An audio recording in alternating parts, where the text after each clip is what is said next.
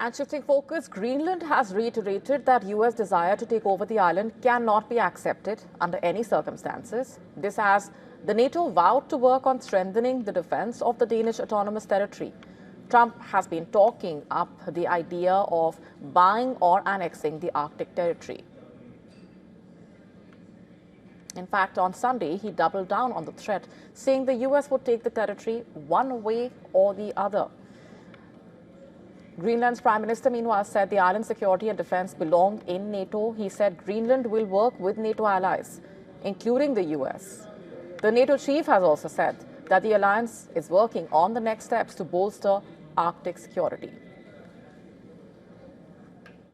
Let me first of all stress that all allies agree on the importance of the Arctic and Arctic security, because we know that with sea lanes opening up, there is a risk that the Russians and the Chinese will be more active. And currently we are working on the next steps to make sure that indeed we collectively protect what is at stake here. Reports say some alliance members floated the idea of launching a new mission called Arctic Sentry to boost military presence in the region, but no concrete proposal yet, reportedly. In fact, according to reports, European leaders hope that the move will dissuade US President Donald Trump from trying to seize the island. Trump has repeatedly expressed concerns about the growing Russian and Chinese activity, calling it the reason for his desire to take control of Greenland. Meanwhile, Germany has played down the risk of a US attack on Greenland. A diplomat met the US Secretary of State in Washington.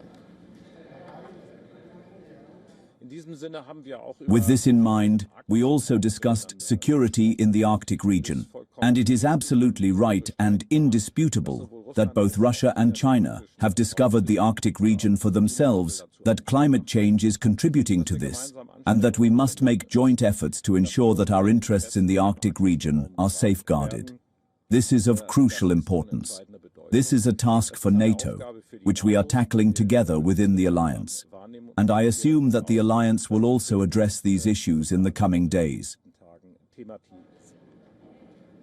Meanwhile, former Russian President Dmitry Medvedev had some unsolicited advice for President Trump.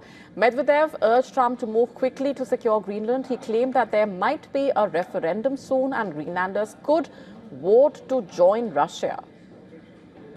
Meanwhile, US Republican congressman has introduced a bill that seeks the annexation of Greenland. In fact, a member from Florida introducing the Greenland Annexation and Statehood Act. A bipartisan group of US lawmakers will visit Denmark this week.